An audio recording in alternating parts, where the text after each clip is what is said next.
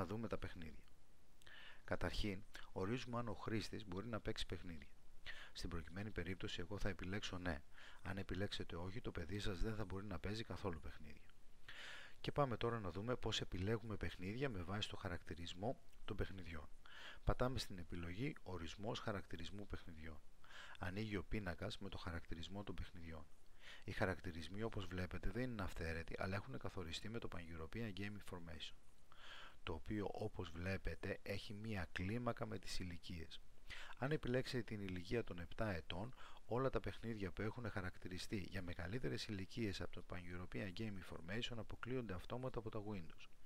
Και ο χρήστης δεν έχει πρόσβαση σε αυτά, ακόμα και αν δώσει πρόσβαση στο παιδί από την επιλογή αποκλεισμό ή αποδοχή συγκεκριμένων παιχνιδιών που θα δούμε σε λίγο. Βλέπουμε τώρα ότι έχουμε δύο επιλογές. Την αποδοχή παιχνιδιών χωρίς χαρακτηρισμό ή τον αποκλεισμό παιχνιδιών χωρίς χαρακτηρισμό. Η πρώτη επιλογή σημαίνει πως όσα παιχνίδια δεν έχουν χαρακτηριστεί από το Pan-European Game Information, ο υπολογιστής θα τα ανοίγει. Ενώ η δεύτερη, όσα δεν έχουν χαρακτηριστεί, ο υπολογιστής δεν θα επιτρέπει την πρόσβαση. Αν θέλετε να μάθετε περισσότερες πληροφορίες για το Pan-European Game Information, κάντε κλικ στην εικόνα που υπάρχει στο παράθυρο των ρυθμίσεων. Μια ακόμα ομάδα ρυθμίσεων διαθέσιμη στα Windows 7 βρίσκεται κάτω από τον πίνακα με τις επιλογές της ηλικίας που μας επιτρέπει να αποκλείσουμε παιχνίδια ανάλογα με το περιεχόμενό τους. Βλέπουμε τις διαθέσιμες κατηγορίες και αριστερά την επεξήγηση για κάθε επιλογή. Για παράδειγμα, αν επιλέξουμε online, αποκλείουμε όλα τα online παιχνίδια ανεξάρτητα από το περιεχόμενό τους. Η δεύτερη επιλογή άσχημη γλώσσα αποκλείει παιχνίδια με άσχημη προσβλητική γλώσσα. Η βία αποκλείει το περιεχόμενο βίας.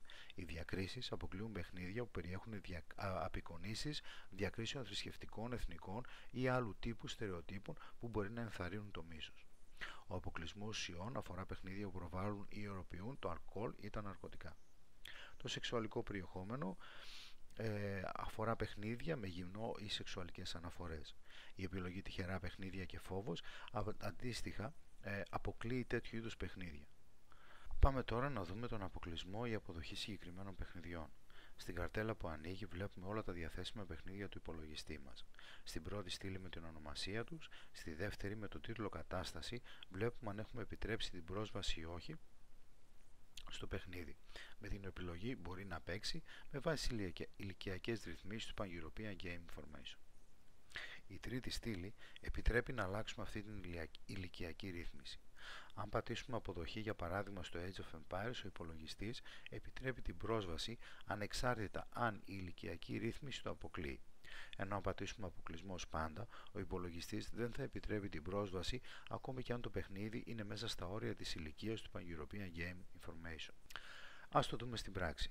Πατώ αποδοχή στο Age of Empires, αποκλεισμός πάντα στο παιχνίδι μπαστούνια στο ίντερνετ, αποδοχή πάντα στον αρκαλιευτή, αποκλεισμός πάντα στο ντάμα στο ίντερνετ και στο τάβλι στο ίντερνετ, και αφού έχουμε τελειώσει πατάμε OK και γυρνάμε στην προηγούμενη καρτέλα. Ξανά OK και επιστρέφουμε στην καρτέλα Ορισμός τρόπου χρήσης του ηλεκτρονικού υπολογιστή.